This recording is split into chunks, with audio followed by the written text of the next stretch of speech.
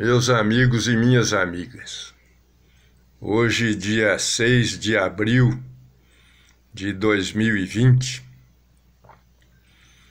depois de acompanhar o noticiário do Brasil e as notícias internacionais, acabei de ver há poucos minutos a informação de que o primeiro-ministro da Inglaterra está internado na UTI com respiração artificial. E o noticiário informa também que o primeiro-ministro tinha adotado o sistema de não isolamento.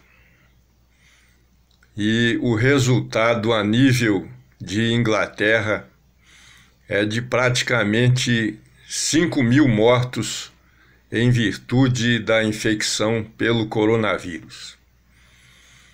Então a gente começa a pensar no nosso Brasil.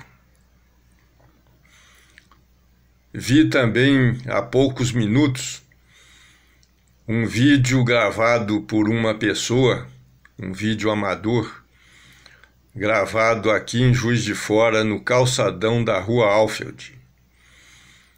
Muitas pessoas andando, filas, pessoas aparentemente passeando, pouquíssima gente com máscara e a despreocupação parece total com relação ao isolamento, às normas de segurança, e a gente fica pensando em termos de contaminação.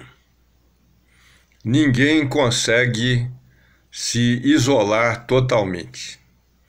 Por mais que a pessoa tome cuidado, uma pessoa contaminada pode vir a transmitir o vírus para essa pessoa mesmo que está em sistema de isolamento. Todo mundo precisa de ter contato com pessoas de alguma forma. Não há meio de haver o isolamento total. E justamente esses que não se preocupam com as cautelas devidas podem ser os transmissores do coronavírus. Nós vimos, como falamos, o primeiro-ministro da Inglaterra está, talvez, tomara que assim não aconteça, vivendo seus últimos dias. E aqui no Brasil, a gente vê a polêmica em Brasília com relação ao isolamento ou à liberação de vários segmentos para atender os interesses econômicos, que, vamos falar a verdade, é muito mais, em função das grandes empresas que existem no Brasil, que são praticamente todas multinacionais. Eu estava brincando com a minha esposa, que tem um telefone Samsung, que eu não falaria no telefone dela porque é um telefone chinês, mas isso é só uma brincadeira. E olhei a marca do meu telefone, LG, é um telefone coreano do Sul. Então o que a gente vê é que no Brasil a verdade é que quando se fala em indústria, em comércio nacionais, a gente está falando em empresas estrangeiras. Aqui em Juiz de Fora existe uma montadora da Mercedes que vende os seus produtos para o exterior. Acreditava-se que a Mercedes iria melhorar a vida da população de Juiz de Fora. Mas eu vou contar para vocês o que aconteceu em um processo quando eu ainda era juiz da 2ª Vara Cível de Juiz de Fora. Havia uma ação de um banco contra uma pessoa, e a pessoa tinha um terreno onde hoje é a montadora da Mercedes-Benz. E o que aconteceu?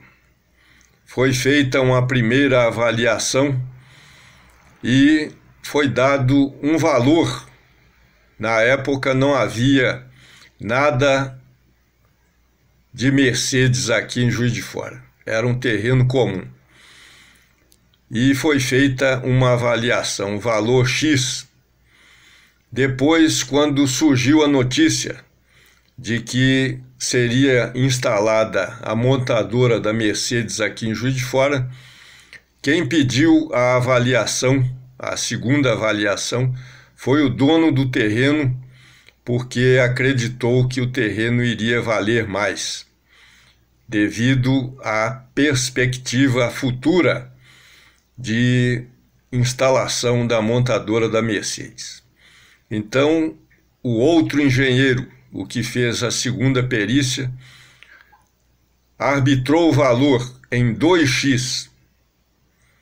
Então, ficou a expectativa de que a montadora iria valorizar esse terreno. Depois de mais algum tempo, já instalada a Mercedes em Juiz de Fora, foi pedida uma terceira avaliação.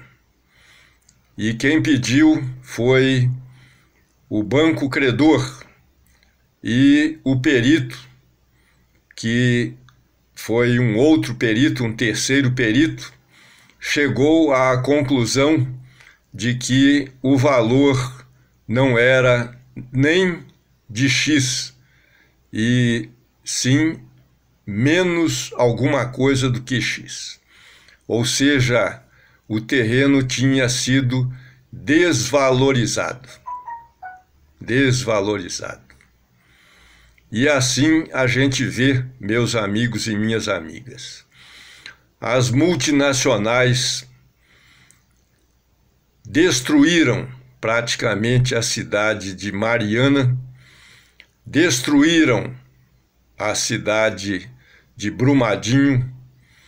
Contagem vive em clima de pânico permanente.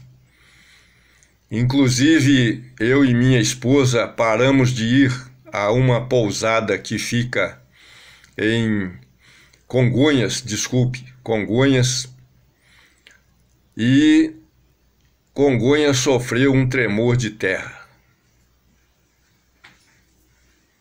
O que provocou esse tremor de terra? A barragem de Congonhas fala-se que é 5 vezes maior do que a de Brumadinho. Então nós vemos bancos estrangeiros, por sinal, o dono do Banco Santander faleceu, vítima, pelo que se fala, do coronavírus. Agora o primeiro-ministro da Inglaterra, que decretou a abertura total, está entre a vida e a morte. E no Brasil, em Brasília, se discute o que deve ser feito em termos de priorização da vida ou priorização da economia. Então, meus amigos e minhas amigas, vamos ver o que acontece no nosso país. Se o governo federal, os governos estaduais, os governos municipais vão dar prioridade à vida, que é garantida pela Constituição Federal e é o bem mais valioso, ou se vão priorizar as multinacionais. Essa é que é a verdade. Quando se fala em comércio e indústria, aparecem pessoas até pobres, ou então gente que luta pela sobrevivência com pouca coisa em termos de trabalho até informal, falando como se estivesse defendendo o seu próprio bem, a sua própria garantia de sobrevivência material financeira. Mas, na verdade, dá para imaginar que quem está por trás dessas falas todas são essas grandes multinacionais que não querem perder um centavo que seja. Os grandes empresários estão, calcula-se, no seu geral, prevenidos para qualquer possibilidade de contágio.